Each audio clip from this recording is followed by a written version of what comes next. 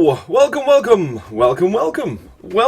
to another live Twitch broadcast from your host, Lee Bamber, introducing Game Guru, the way you can make 3D games in less than 60 seconds. Now, I bet you're ravenous on what I'm going to talk about today, and I went to the forum and I had a look and see what anyone wanted any requests fulfilling, and I couldn't find any. Everyone seemed to be pretty happy with the general flow, which is me making it up as I go along.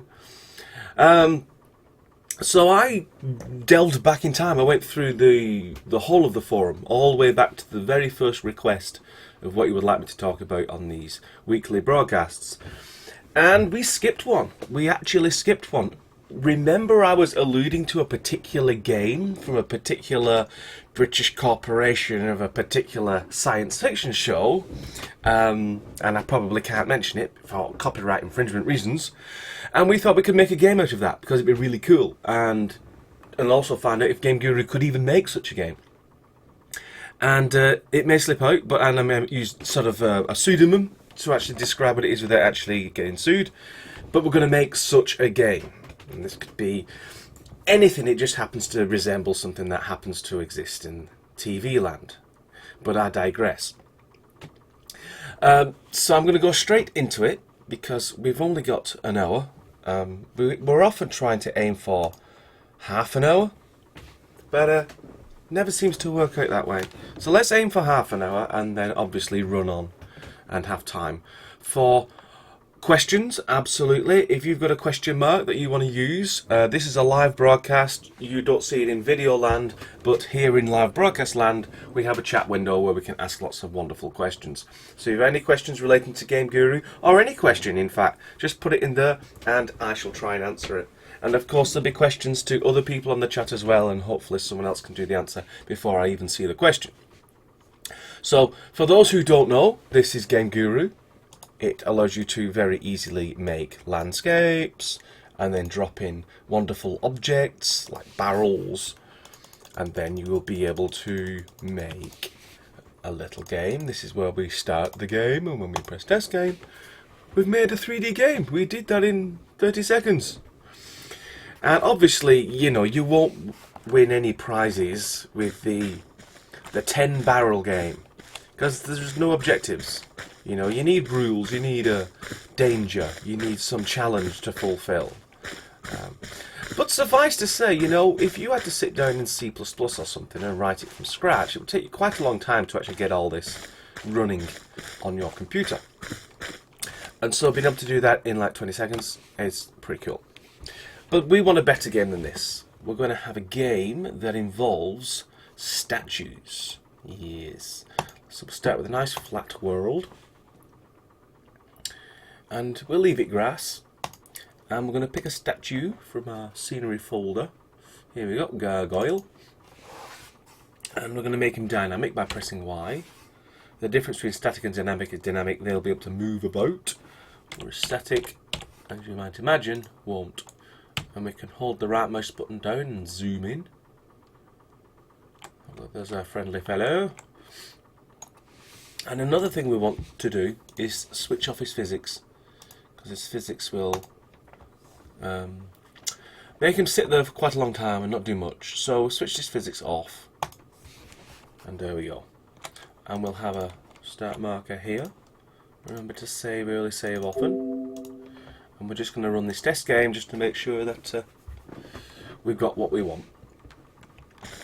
So the idea of my game, a name of which shall not be mentioned, is that these statues populate a world, and the trick is you've got to navigate world and make sure these things don't catch you, because if they catch you, that's it, it's game over. You know, you have no life. Now the thing is, the special thing about these statues is they can only move when you don't see them. So as long as I'm looking at this statue, it can't move. It effectively is a statue. But as soon as I look away, then it can move. Now it's creeping towards me. And it's only when you look back that you realise this creature has made an advance on you. And so we're going to write a little object which makes that happen. There isn't some magic button which says, you know, make special statue that does this, that, and the other. We're going to have to define this behavior through what's called Lua script, which we're going to dive into, well, right now, I suppose. So we're going to go into the folder. This is the root folder of Game Guru, and inside here there's one called Script Bank, which contains all these .lua files. Now what all these are is logical scripts which control all kinds of things, from a door opening to detecting whether you're collecting some health, all the way through to advanced AI soldier logic where they can run around, shoot you, and generally hide sometimes, but mostly get shot. That's the logic for that. So we're going to pick, I always like to start with an existing script, you see, it's a lot easier to work from, so you don't forget things like the naming conventions. If I just pick Melee, cut and paste, and then rename it to AI, what should we call this script? Something that will describe what it's going to do. How about move unseen? Yeah, move unseen. It's a good description for the script. So when you apply it to this situation, it'll work, but you can also work in other situations as well. And what you have to do as well is change the name of the functions within the Lua, so the file name and the underscore init and underscore main all match up. We don't need all this behavior, and we don't need any of that as well. So end up with just a nice blank script, and let's say within 500 units it will detect. Now right now we want to make sure that the entity is aware of us and that the entity is running its script properly. So we'll just put a little bit of a prompt just to tell us that it's actually working. So there's our script, and maybe we'll show the play distance. So effectively all that does, it prints some text to the screen which says AI move unseen, and then it adds on this number, player dist. Player dist is actually the distance between this entity and the player. So if we save that, go back to our game, our level I should say, there's a place you can put the script. It's currently default.lua, which does nothing, but we want it to do something, so move unseen, that's the script we just made. Apply the changes, save, and test game. Okay. So you can see our script is working because at the bottom of the screen it says AI move unseen. That's the prompt command that we called, and that 300, 500, that's the distance from our gargoyle. But right now it's pretty stupid, but it's basically a statue, effectively. So what we want to do is make him look at me first. Need to be aware of me. So there's a command, I think. I know. Rotate to player. Here it is. Rotate to player slowly with the entity number and the speed. So if we set it at, say, speed of 1, I have no idea what the speed is yet. I'll do some tests. So when you're within 500 units of the entity, rotate to face the player slowly. So we can run that, see what happens.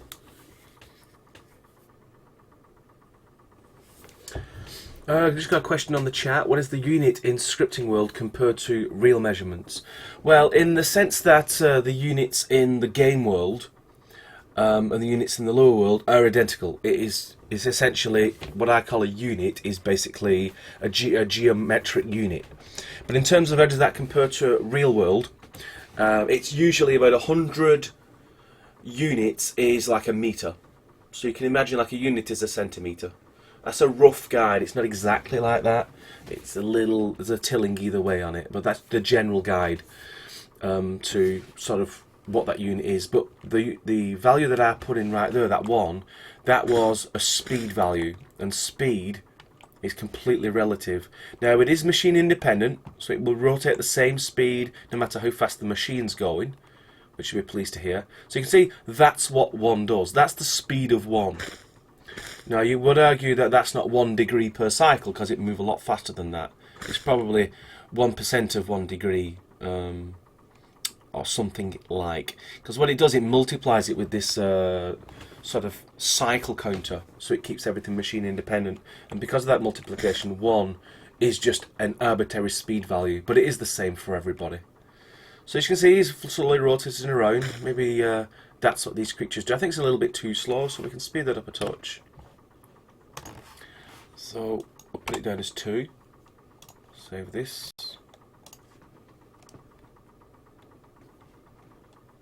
Okay. There you go. It's a little bit faster. Now, of course, like we said, the idea is the statue isn't going to move when you're looking at it. And that's where we leave the safety and comfort of our lure commands, and we have to get into some sort of crazy deep logic. Some maths, which I'm going to scare you with now. Yeah, to make it follow, I've been reading the chat, somebody wants to see it moving forward, so that's no problem at all. There is a command, I think it's called move. All the commands are here, and it tells you the parameters. So move forward takes 2 values, the entity value, and then v, which I'm going to assume is distance. So if we say move forward, and I always like to copy, just in case I get it wrong, and then a speed value. So let's start with 1. Yeah, and then we run that. So in theory now it is moving ever so slowly, eking its way, which would be scary actually if a statue is sliding towards you. But it's not really scary. It's like being chased by one zombie. But before I get into that, I just want to improve the visuals a little bit. There's some defaults that kind of work, and I just like to help myself by creating a stronger shadow. I don't know whether this guy's got any specular, but I'll ramp it up to 100 anyway.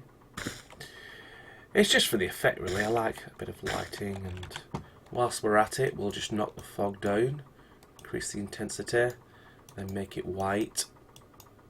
So we're in a misty land. And you can still see the sky up there, nice and blue. Let's change it to overcast. It's all just like that. See? Probably our game's not got a lot of distance. Let's just knock that there. That'll do. For now, we need landscape and buildings and whatever the environment might be. I'm thinking like you've landed in some forest with just grasses and stuff. And if I remember my editing, F9, 0, put some grass down, just make it a bit more interesting. You can also increase the radius of this, just makes it a little bit quicker to all this going on. Dee. Obviously you can do that in the editor as well, but there you go. Bit more interesting. So, as I said, moving very slowly, rotating very slowly. And let's speed it up a little bit. Let's make it a little bit more scurrier. Let's see, moves by 10 and rotates by 5. Save. Go back to game. Save what we did. So we don't have to keep doing that. Can Steam requests? Well, I'm on Steam. Just do a friend request. I usually click it eventually. So yeah, certainly do a friend request on Steam. If you want to keep track of my Steam activity, I usually find it's rather boring. I'm either logging on to Witcher 3 or Game Guru. I don't have a wide vocabulary of gaming. Far too busy. So there you go. That's kind of more what we wanted now. A little bit scurry. Statue shouldn't do that. And it gets scarier once you have a few of them. So instead of 1, let's surround him. He's surrounded. Okay. Dead.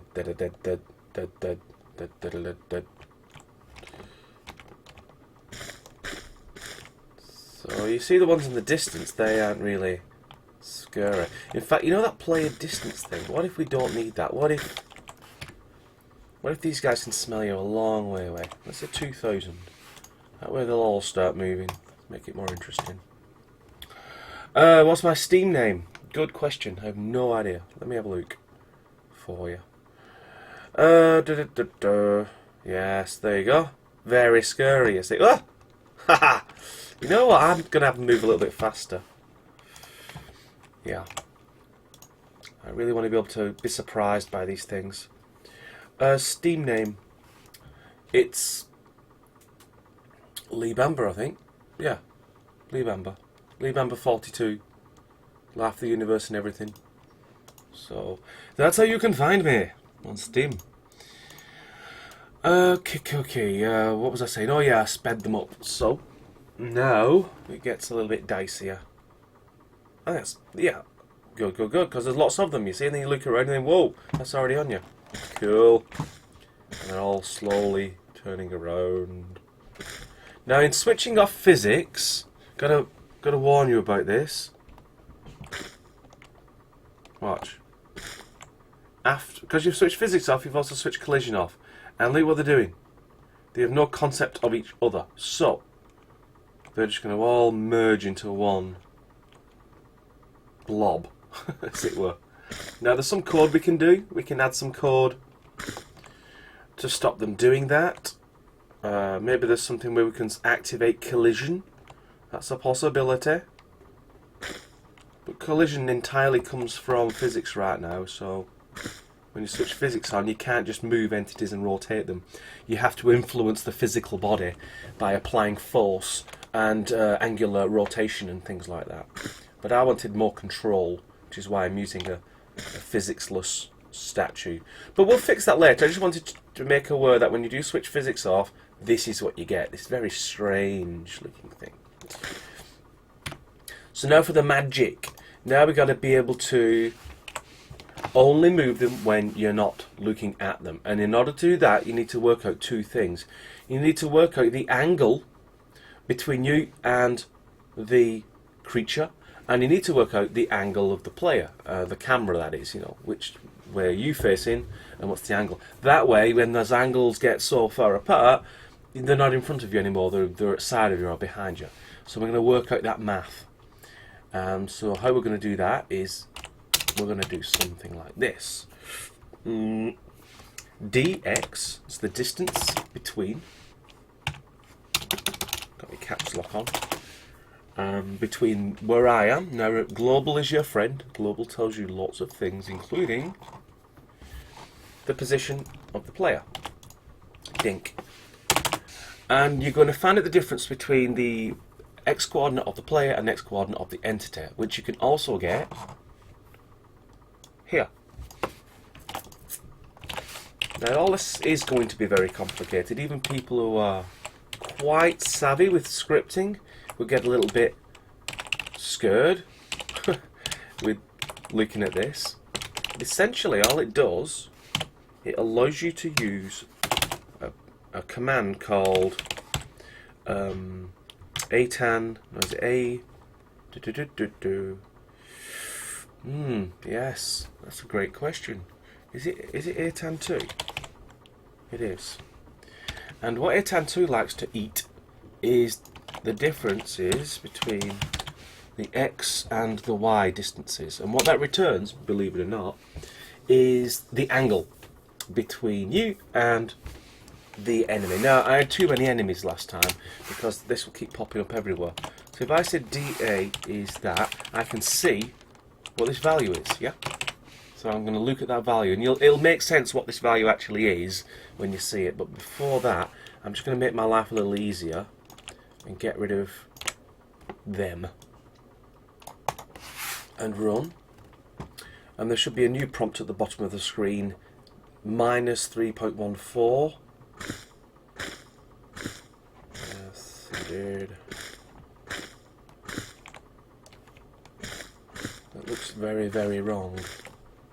You see, as I move position relative to this entity, it shouldn't be minus, 3.13.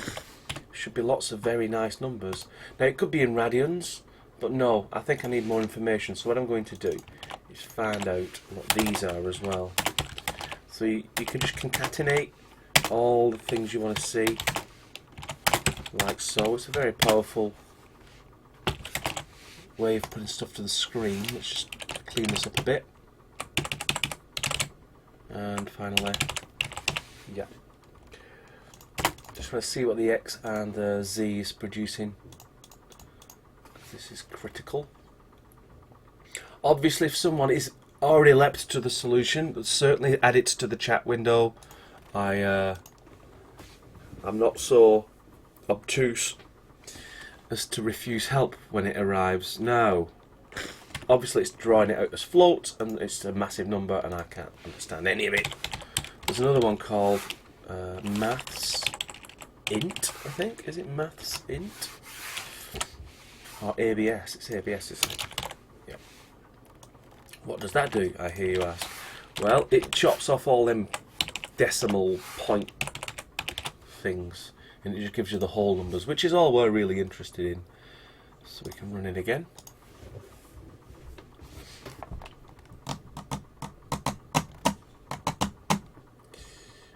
Eek. Well, absolute is actually providing absolute positive value. It needs to be, I thought it was int. Is it not int? Is it round? Or trunk? Is it trunk? Truncate? Yeah, okay. That's where the power of the internet comes in. That's when we can ask the almighty Google, Lua command truncate floats. It gives us simple round. The command is floor. Perfect. Moving on. Floor everything. Save it. Run game. Thanks, Retro Game Blow. Yeah, I had to go to Google. Retro Game Blow used his head. So there you can see we got almost no difference on the X, and then whopping difference on the Z. No wonder the angle's wrong. It really is that bad. Yeah, that should be very small. That should be like just 100 or something, and decreasing. So who's wrong? This one. It's getting the Y position of the player, not the Z. That was me. My bad. Run, run, run. Yeah, and Jill Dustin has posted the solution before I saw it myself. So thanks very much for that. And absolutely correct. And now, look at that number. It looks like it is a radian. It's not really escaping more than 4. Now, what a radian is, it's another way of representing angles, but they're not very big. And I want degrees. So we take that, we divide it by 6.28, and we multiply it by 360. Very crude. There's a better way of doing that. That's top of my head, one way of doing it. So if I then run it, you should now get a nice angle. Yeah, so right now it's minus 170, which is exactly the same as 180 degrees. Whereas if I turn around, no, it's position only, isn't it? So if I go on the other side of him, it's now 0. So I'm on the other side of the compass, you see? So it's not where I'm looking, or any relative thing like that. It's simply, where's my angle in relation to this entity? So you can imagine that would be 12 o'clock. Right, facing upwards, because it's almost, you know, nearly 0. But if I skip round the other side, now it's like it's 6 o'clock. It's south, because it's sort of 180 degrees, which is half of 360. Similarly, I go on this and get to 90, or this side, 270. So that's what it is. It's the angle between me and it. But that's not enough. Now we need to know the player angle. We need to know how we're looking. What direction we're looking. Again, we can go to global.lua, have a look for some player globals. Player angle Y, that's the one we want. So that's the angle that I'm looking. Just to make sure that it is actually what I think it is, I'm going to print it out so I can see it on the screen first. It should be as I expect. Run, run, run.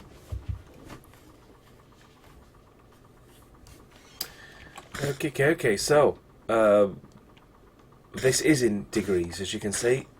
I can rotate That's 180 degrees, that's 270, that's 360, back.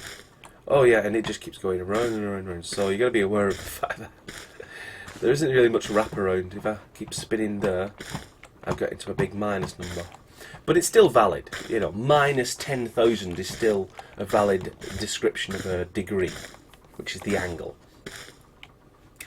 So the next trick, of course, is to wrap player angle Y. So I get something between 0 and 360 degrees, and then I can deduct that from the angle, the positional angle between me and that guy, and then I will be able to work out whether I'm facing it, because my angle would counteract my position, or I'm looking in another direction. So that's the next thing to do. So you saw that this player angle is kind of a runaway value, so let's just say PLRA, so we grab that, but we don't want it to be doing something silly. So obviously there's a better piece of code than this. I'm just going to do a really simple one. If you're less than 0, then add 360 degree. And similarly, if you leave the other bounds, if you find yourself beyond 360 degrees, then deduct. Now, terrible, horrible, terrible code, yes. If someone has a better idea in Lua, which will allow me to wrap that so it always stays as 0 to 359 degrees, much appreciated. But in the meantime, I shall continue with my dastardly plan to work out the angle of difference between me and the entity, and that's simply difference is that minus that, and we'll find out what that looks like at the end. And we don't need the X and the Z anymore. That did everything we wanted it to do. So we've got the player angle here, and then the difference. It never works the first time, I must confess. Maths like this, I do it by trial and error.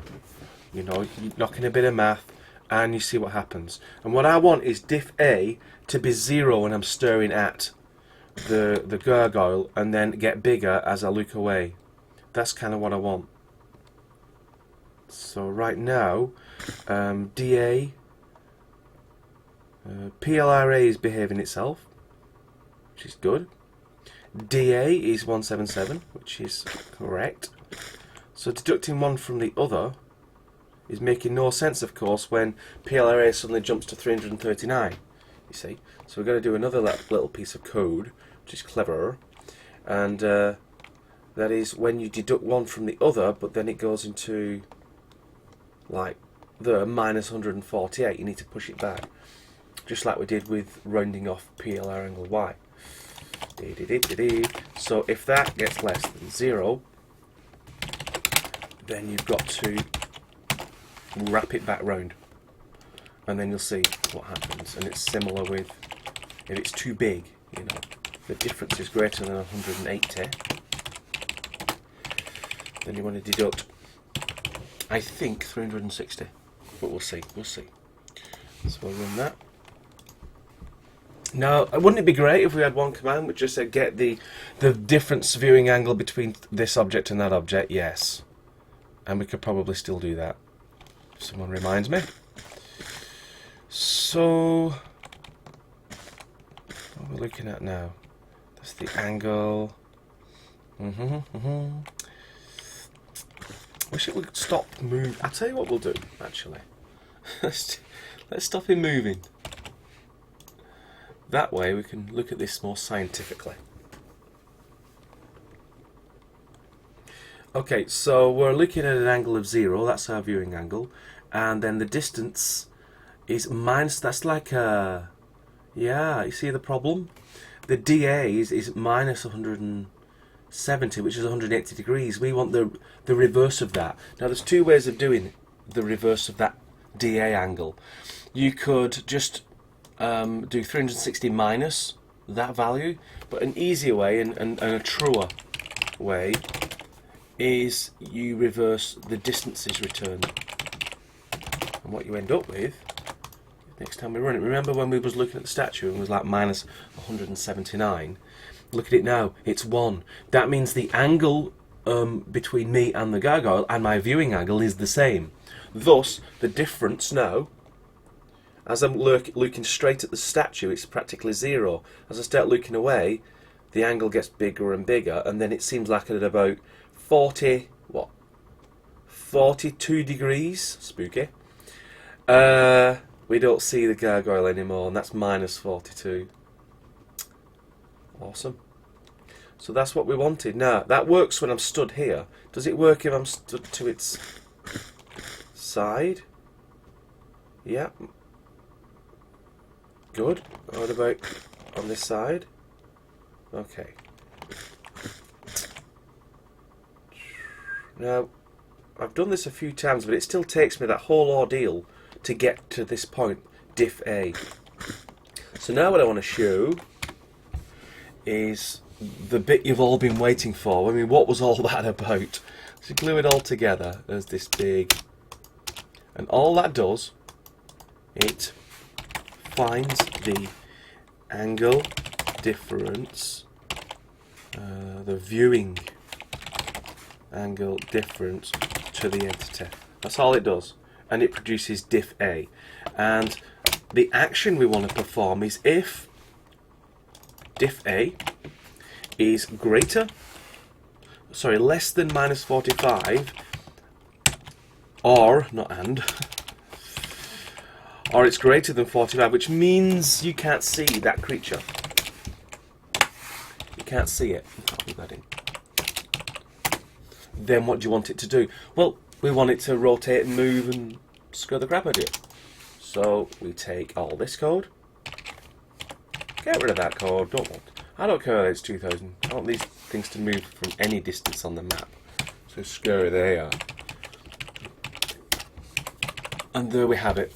And just for a bit of help, move the creature towards the player. Speed that rotation up a little bit more. In theory, that's the logic for our game, or at least the enemy in our game. It wants a then, of course. It always wants a then. We're having this appetite for thens. Right, try again.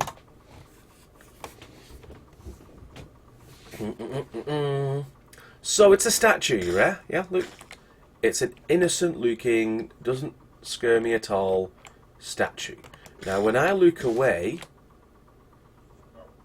and then look back, has it moved? I don't know. I have no idea. Let's look away. Oh look, a lovely little piece of grass.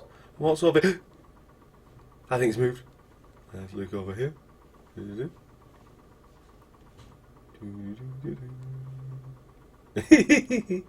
Yeah. No, I remember in a favourite sort of British science fiction show, they were scarier than that because they moved faster, I think. If I look around. I think they did move a little bit faster, actually. Did I delete that? Yeah, I think I did, didn't I?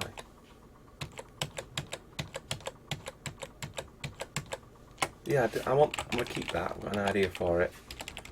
And I bet you're wondering how I did all that. I actually went back in time, got a piece of code that I wanted, then went forward in time. It's basically Control Z and Control Y. You can just move back through a big undo buffer. Because what I want to do, I don't want to move any closer to you than a certain distance. So what we can say is, still do all that logic that you just saw, but only move if you're further away than, say, 50. Why?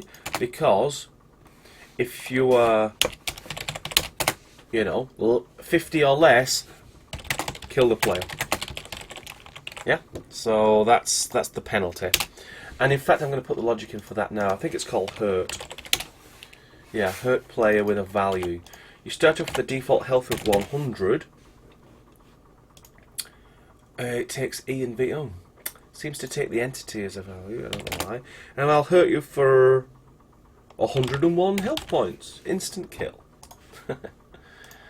And like I said, I wanted to move the creatures faster. I don't think they're scary enough at that. I'm going to do it at 50. And I'm going to run this.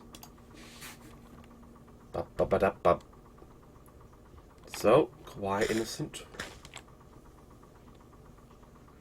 Could I ever get near it, will I die? No. Okay, it's only when they're on the move. So loop round.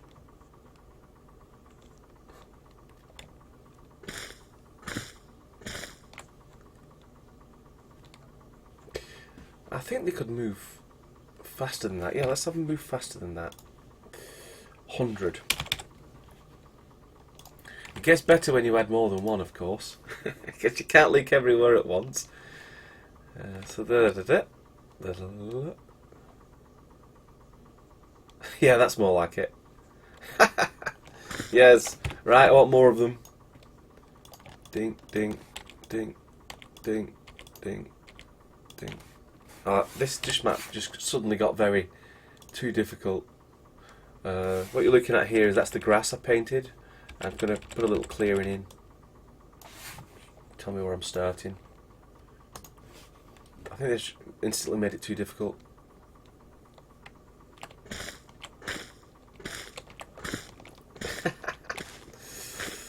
You see, they're all frozen in time, providing you're always looking at them. As soon as I look away, I'll run off, turn around. They've all lined up to attack me. I'll just keep walking backwards and then look at the ground. The ground.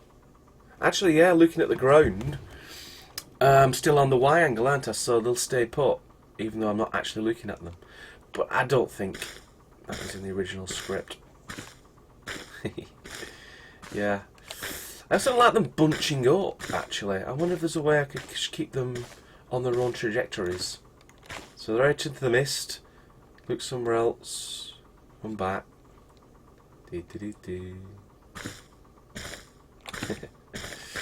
Yeah, okay, cool.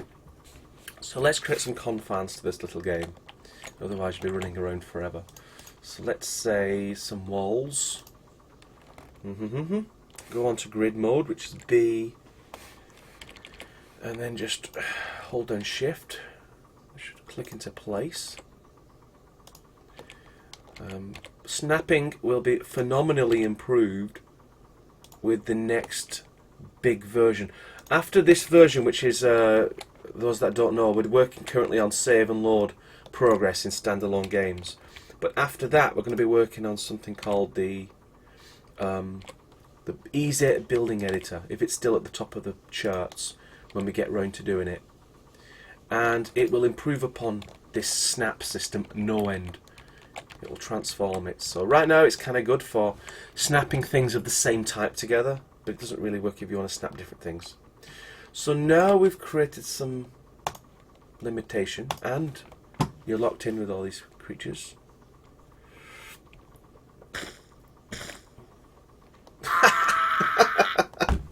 Yes! Run! See, I can't run past the walls now. So, how are we doing for time? We're okay.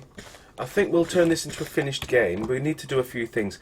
You need to have an objective, yeah? So, let's say there's a door you need to get out of, but the door needs a key. You got to find the key, or you got to collect so many keys, or whatever it is. So we've got a, looks like we've got a gate already. So let me just put it generally where I want it. I need to block off these gaps, so we can do all sorts of things. I think I'll just put this pillar thing should suffice, and makes the gate look really nice too. Hopefully you can't sneak through that little gap. Okay, and presumably you just walk up to it and it works. Let me just start me there. I'm probably going to get killed because I'm facing the wrong direction. Yeah, you could just open the gate right now. It's not really much of a game. You're able to lock it in a different way. Fortunately, there is a way to do that. I think we have a script, a door script. Door auto. We got the key. So is there one with a key? Probably is, but I don't know. I forget what the script was called. This is going to be improved in the future. We're going to have a very pictorial way to look through behaviours and logic and stuff and then change these behaviours. Right now you have to really just go through this way. So there's something that I want, so I'm going to make my own door script, which is really easy to do. Once you've done one script, you could do all of them. There's one called door auto. I'm going to copy that. I'm going to change it so it says door need key. Yeah. And that's the script for it. Remember, you've got to keep changing the function names. When you change the file name, you have to mirror it like so. When you get within there and you're still alive, you look for whether you can still see the door. If you can, then you activate it automatically, blah, blah, blah, blah, blah. Well, what we want is some control. So let's have a look at that key script, because we can drop the key down.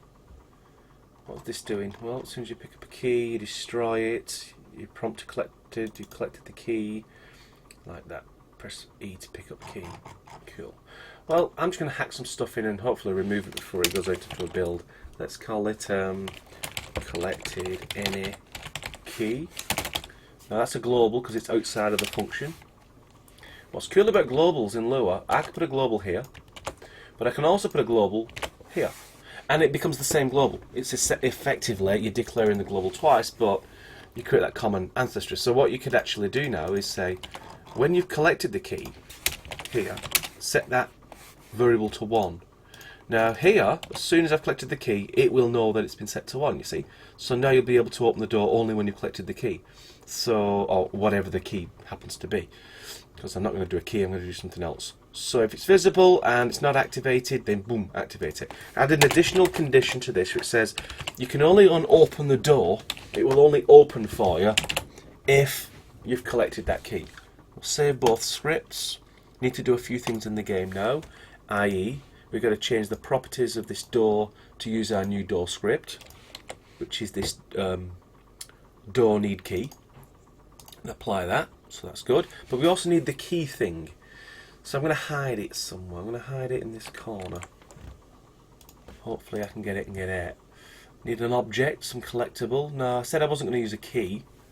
I'd like to collect something like this skull, yeah? So make it a bit bigger. Something big we can collect, and it needs to be dynamic because we're not able to collect it, so press Y, make it dynamic. On the finally you've got to have the script, the key script, which is that one.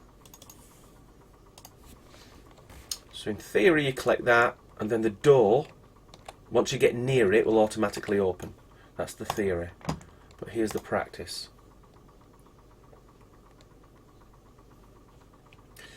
So it won't open like that. And then we can collect this. So now we've got this skull key. Keep them all in sight. And then run. Run! There you go. So it's a simple thing. It's because, you know, we only had an hour. And I had to explain everything very, very slowly and carefully.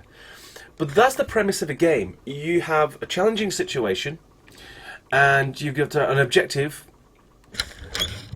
and if you fulfill the objective, then you tick that, and then that's the end of the level, or the segment within the level, then the game, and that's how it all works. So they're all pretty ravenous for me right now. Unless it was faffing about here, you know, looking at the gate, and then you get eaten.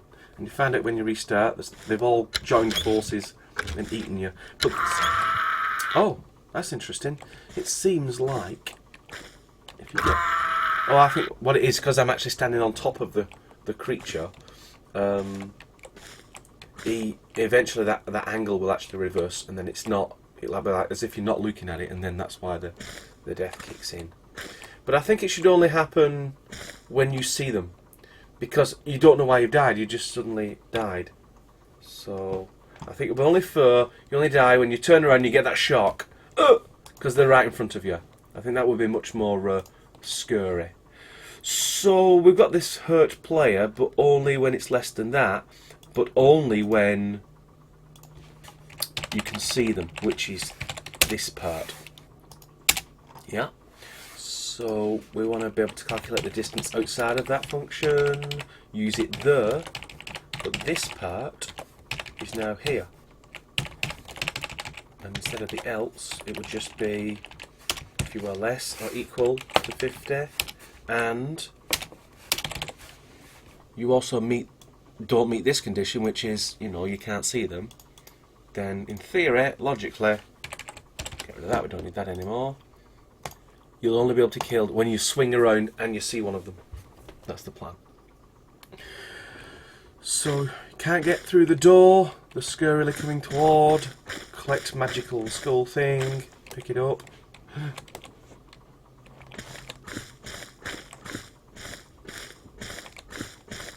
Moving towards the door, or walking towards the door. They're doing a pretty good job. And then let's say I faff about at this gate, and I'm not looking back, all this kind of stuff. And as I swing round, yeah, you didn't really get to see the 5-headed monstrosity that killed you. You really want some time to be scared before you got killed. So how did we do that? Well, we're in script. We can do pretty much anything we want. So let's have a countdown rather than it just that. So it hurts you by 1. That maybe you can get away with it then, like stealing your health 1 at a time, and you get to see what's going on. Like, So we run that. Dun dun dun dun dun dun. So let's forget the skull. Let's say I'm trying to get out. Oh, I don't get out. I'm looking for a clue. Yeah. Okay. Did I see it move?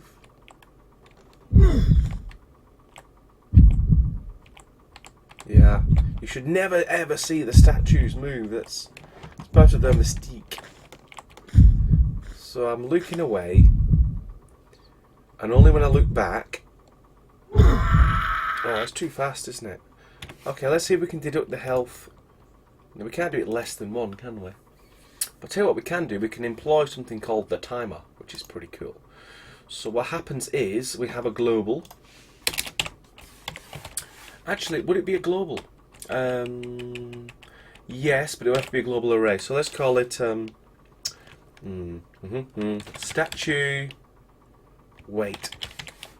We make it an array. That's looks curly bracket in Lua. That means it's an array. And so what we do is we say if the timer, we can get the timer. It's a regular command. If that timer is greater than what's stored in there, don't worry about that. Hurt the player. But here's the clever bit. We then set the value of that to the timer, but we add however many milliseconds before they take another bite out of us. So let's say 100 milliseconds. That way it won't keep doing that until the timer's got at least 100 milliseconds more than what's stored in there. And by default, what's stored in there at the beginning is nothing. Now it might pop up with a Lua error when I run this, but I just want to see if I got it right first time. I think I have to initialize it. So it's an array. It'll only happen as soon as you turn around. Yeah, I think you have to initialize it. Which is no problem. Fully expected that to happen. And so what I mean by initialize is, as soon as this entity comes into existence, just set it to 0. I think get timer is fine, so we'll try that. Yeah, 10 minutes to go for the end of the broadcast. I do get carried away with these things. Let's just stand by the gate, and I'll have a scroll see if I can find any questions. If your questions got buried at the top of the chat session, you really want an answer to it, please just post it again at the bottom. I don't mind duplicate queries. So as you look round, land 340 in global, attempting to index field 0. Okay, that's enough of a clue for me. Attempting to index something, eh? What's 340? The get timer. Oh, it wants an E. It wants to E. That's fine, that's fair. So we put E in here, and we put E in here. I knew there was something in my head said Get Timer isn't that easy, or at least it's quite easy, but it was not as easy as what I was attempting. So just stare at the gate for a bit, give a sort of zombie statues time to assemble, and then as we look around, yes, that's perfect. So as we're looking at them, they're all fine. As we walk away and look back, walk away.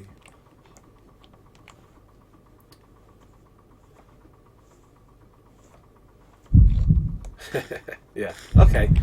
The next thing I would do if I had more than an hour to make a game would probably be to have some sound effects. So when you turn around and they get within a certain distance, a squeal or something. Now, not that the statue made the noise, it's just that dramatic sort of audio that you get in the best movies. Alfred Hitchcock was a master at triggering these kind of sound effects because they just added to the drama, the emotion of the fright. So, a couple of things we can do. If we go back to grass mode, make sure that we've got grass all over and then maybe out there, and then just see it all like that. And also, our scene's pretty boring. When I said, you know, what's the next thing I do, you might have thought, well, make the level prettier, put more stuff in. But I'm pretty much from the 8-bit days. We only had gameplay. There wasn't really graphics, to so to speak. So we made do with that. But yeah, definitely have a few bits of scenery on the outside, maybe one on the inside, like so. And then maybe on the inside some inoffensive shrubs. Do we have any small shrubs here? Maybe this one, fern. There's I. If you press the I key, you can go into spray mode. Plus and minus can control this, and then you can just put little things around here. If you change it to small, you can really do a concentrated blob. Because plants usually work like that. They have a sort of a core, and then they spread out in one direction or another. And if you pick another one, you can create this sort of multi, you know, a little bit of this, a little bit of that, and all of a sudden you've got a nice, seemingly natural scene. So I'll save and I'll run. So now we've got some more scenery, but you know, you could spend hours and days and weeks and months and years working on your scenery. But look, it's a lot nicer, there's lots more stuff going on. And yeah, that fog's not really working with us anymore. It's too shocking. So what I'll do is look at all the statues so I don't get murdered. Can't have them yet. But then what I want to do is, I don't want overcast now, I want night. I want to set the fog to very spooky, maybe a bit of blue. Just a touch of it. And did we get a night? Yeah. Now the tree looks a lot better. It's a silhouette now against a night sky with a oblong moon. And that blue is a bit too strong yet. I think we need to get proper dark. There you go. I'll just lessen the intensity. I mean, you know, that way you can have a little bit more blue, but it's not going to be too saturated. Like that. Oh, and that glowing grass is the specular ramped up to ridiculous levels. And maybe lower the surface, and maybe add a tinge of blue, which gives you a sense of night. Like that. And maybe increase the ambience on the blue side of it. So there you go, that's a night scene. Very spooky statues. Collect the key. Turn around, they've moved. I suppose some spooky music would work as well. Like this, we go running around looking for something else. What's this interesting thing? Look around. They've all started facing you. I think it could probably be a little bit faster. Just because we know what's going on now, you see. So if we go to our monster and change his move to 250. Have we changed his rotation to 5? He might sweep round in like angles and stuff. Anyway, like I said, any questions? There you go. And I can run away from them. My God, they're fast. Like this, turn around. Run to the gate. Now they're moving again. And they're already there. And now I'm being eaten. And close the gate behind them. Do they follow me? Have I locked them in? Well, we switched the collision off, did we? So... there they are. So that's the game I wanted to make about 10 broadcasts ago. And we managed to get there in the end. I won't lock myself in, but they'll find me. So there it is, and I'll save that just in case somebody wants this level. I can't imagine why. So I'm just going to have a little scan through the chat, because we've got a couple of minutes left, in case there's anything important. Just use the key in the... were I to create a whole script, so a key could open a door, there is actually, if you actually just put if used, if you put the actual key inside the if used of the door, that'll do the same thing. So sorry if I'm confusing people, but I wanted this global trigger. I just wanted to show that you can actually collect something, and then a global value could control the behaviour of things. Because it might not just be the gate opens, it might be something that triggers you to get to the next part of your level. So hopefully I got to show something a little different.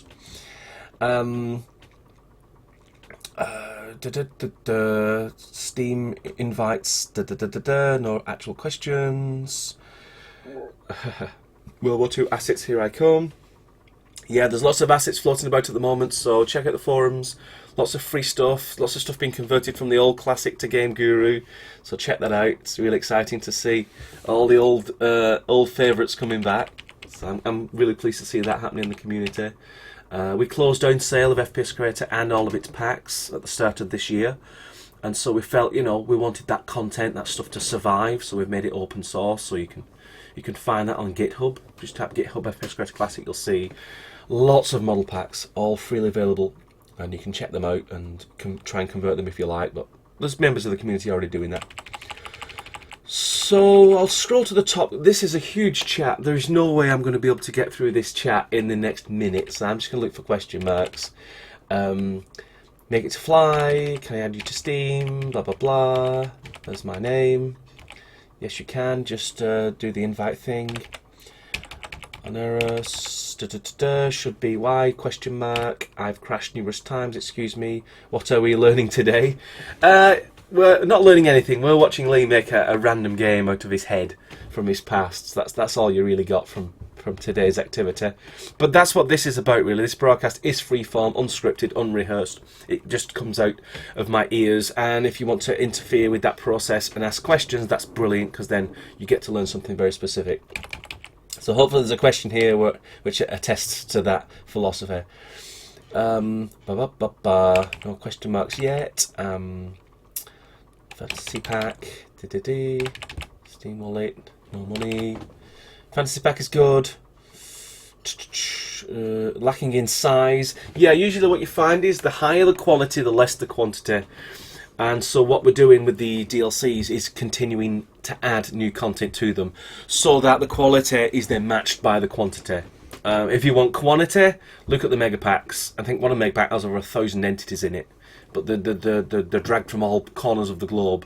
Whereas the sort of less quantity, more quality packs, those have been engineered from scratch in order to give you a really good, high quality experience. But we are adding things to them all the time, so just keep an eye out for when we make announcements that we've updated a DLC. It means we've added new fresh content into it on that particular theme.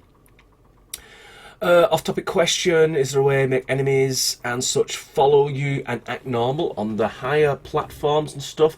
That is actually on the voting board. That's AI bots navigating stairs and multiple heights. When we get to that, when that gets to the top of the voting board and we implement it, characters will be able to run on roofs, run up and down stairs and ladders, jump out of windows, run on gantries, all that kind of cool stuff. So that'll be coming with some extra artwork to support that.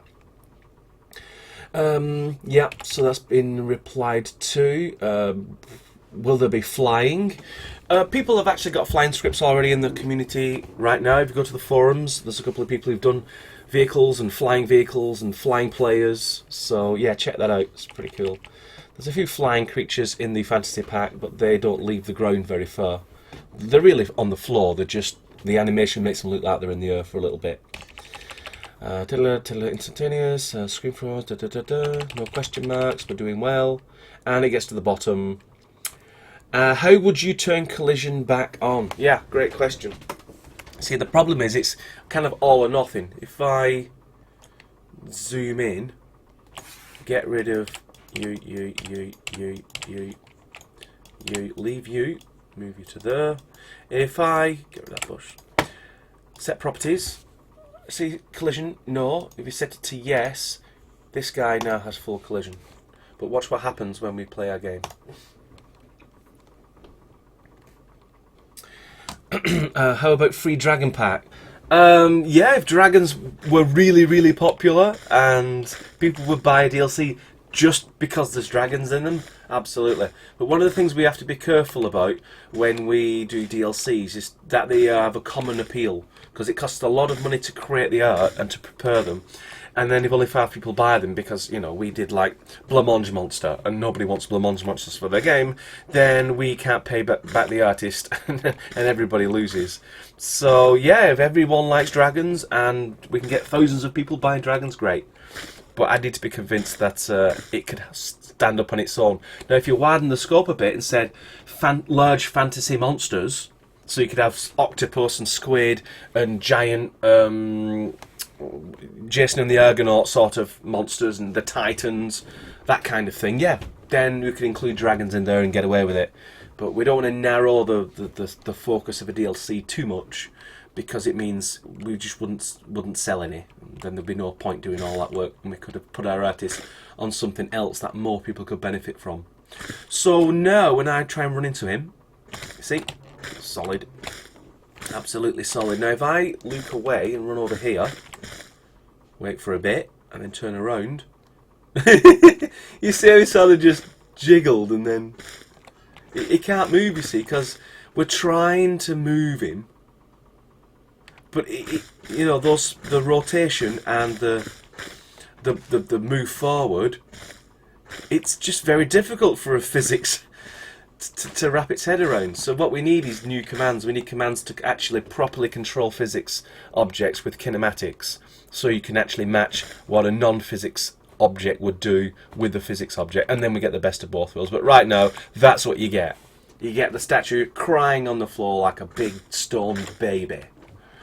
So I've just checked the clock, and we have exceeded time together, so I'll have to leave it there. Thanks for your questions.